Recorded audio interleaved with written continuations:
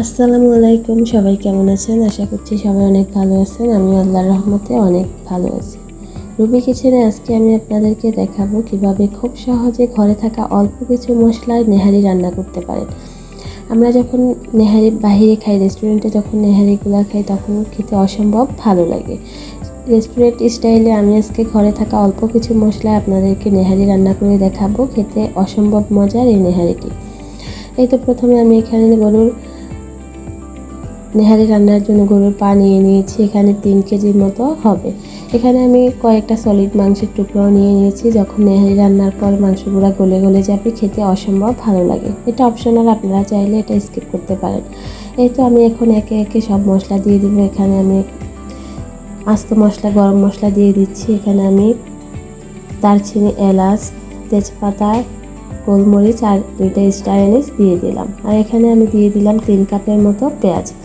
যেহেতু আমি এখানে হাড়ের পরিমাণ বেশি নিয়েছি, এই জন্য পেঁয়াজটাও একটু বেশি করেই দিয়ে দিলাম। এতে দিয়ে দিলাম পরিমাণ মতো লবণ। এখন দিয়ে দিচ্ছি আমি এখানে ধনিয়ার গুঁড়া 2 টেবিল চামচ। এবার দিয়ে দিচ্ছি জিরার গুঁড়া 2 টেবিল চামচ।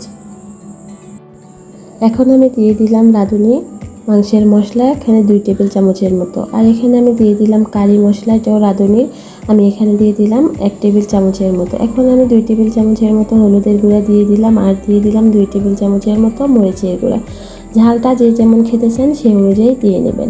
এখানে আমি দিয়ে দিলাম 3 টেবিল চামচ রসুন বাটা আর এখানে আদা বাটা দিয়ে দিচ্ছি, তাও 3 টেবিল চামচ। এই তো আদা রসুন বাটা দিয়ে দিলাম। এখন আমি পরিমাণ মতো তেল দিয়ে দিব। তেলটাও আপনার পছন্দ অনুযায়ী দিয়ে নেবেন। আমার এখানে যেহেতু হাড়গুলো বেশি পরিমাণে নিয়েছি, এজন্য আমি একটু তেলটা বেশি পরিমাণেই দিয়ে নিলাম। এখন আমি খুব ভালোভাবে মশলার সাথে মাংসগুলোকে মিক্স করে নিচ্ছি। এই কাজটা চাইলে আপনারা হাত দিয়েও করতে পারেন। আমি এখন মশলার মাংস ভালোভাবে একটু নেড়ে চেড়ে মিক্স করে দিচ্ছি। এই তো নেড়ে চেড়ে মিক্স করে দেওয়া হয়ে গেছে। এখন আমি এখানে পরিমাণ মতো পানি দিয়ে দিব। আমি একদমই কষাবো না, আপনারা চাইলে এটাকে কষিয়েও রান্না করতে পারেন, কিন্তু আমি যেভাবে আজকে আপনাদেরকে রান্না করে দেখাবো, একেবারে সহজভাবে রান্না করে দেখাবো। আশা করছি আমার আজকের এই রেসিপিটি আপনাদের কাছে অনেক সহজ মনে হবে। এই তো এখানে আমি যেহেতু হাড়গুলো সিদ্ধ হতে অনেক বেশি সময় নেবে, এই জন্য আমি এখানে বেশ কিছু পরিমাণ পানি এখানে দিয়ে দিলাম। এখন এই অবস্থায় আমি চুলাটাকে জ্বালিয়ে দেব। এই তো আমি এখন চুলাটাকে জ্বালিয়ে দিলাম। চুলাটা জ্বালিয়ে দিয়ে ঢাকনা দিয়ে ভালোভাবে ঢেকে দিলাম। প্রায় 1 ঘন্টার মতো আমি এটাকে জাল করে নিয়েছি। এখন ঢাকনাটা উঠিয়ে একটু নেড়ে চেড়ে ভালোভাবে মিক্স করে দিব।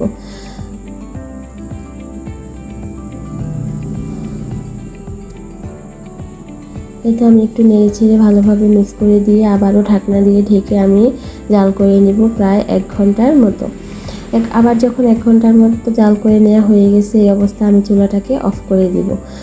যেহেতু হাড়গুলো সিদ্ধ হতে অনেক বেশি টাইম লাগবে, এই জন্য আমি এখন চুলাটাকে অফ করে একদম ঠান্ডা করে নিলাম। প্রায় 4-5 ঘন্টা পর আমি আবারও এটাকে চুলায় বসিয়ে দিব। এখন এই তো দেখেন যে এখনও সিদ্ধ হয়নি, দেখেই বোঝা যাচ্ছে যে এখনও পুরোপুরি সিদ্ধ হয়নি। আর হাড় 2-3 বার করে জাল করে রান্না করলেই খেতে অনেক বেশি মজা হয়। একেবারে এক জালে রান্না করলে খেতে তেমন বেশি ভালো লাগে না। এই তো যখন একেবারে পুরোপুরি ঠান্ডা হয়ে গেছে 4-5 ঘন্টা পর, আমি এখন আবারও চুলাটার উপর বসিয়ে এখন চুলাটাকে জ্বালিয়ে দিব। একটু নেড়ে চেড়ে মিক্স করে দিলাম। আমার কাছে মনে হয় যে সিদ্ধ হতে আরও বেশি টাইম লাগবে, এই জন্য আমি আরও কিছু পানি এখানে অ্যাড করে দিলাম। এই অবস্থা অবশ্যই গরম পানি অ্যাড করবেন, ঠান্ডা পানি কিছুতেই দিবেন না, তাহলে খেতে আমার কাছে মনে হয় যে তেমন ভালো লাগে না।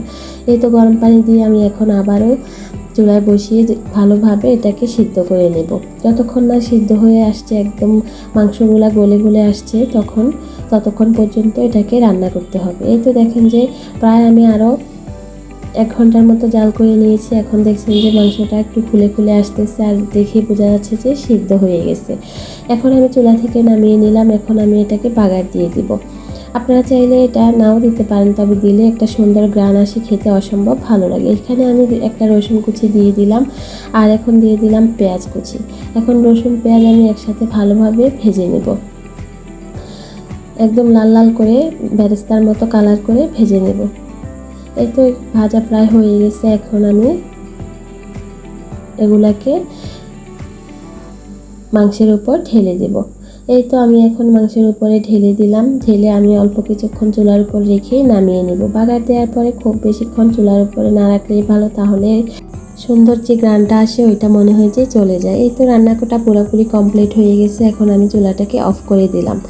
একেবারে সহজ রেসিপিতে আমি আজকে নেহারিগুলো রান্না করে দেখিয়েছি। আশা করছি আপনাদের কাছে অনেক বেশি ভালো লাগবে। নেহারি রান্না যারা অনেক ঝামেলার মনে করেন তারাও খুব সহজে এভাবে রান্না করে নিতে পারেন। দেখতে যেমন সুন্দর, খেতেও আলহামদুলিল্লাহ অনেক বেশি মজা হয়েছিল। আমার আজকের এই সিম্পল রেসিপিটি আপনাদের কাছে কেমন লেগেছে আমাকে কমেন্টস করে জানাবেন।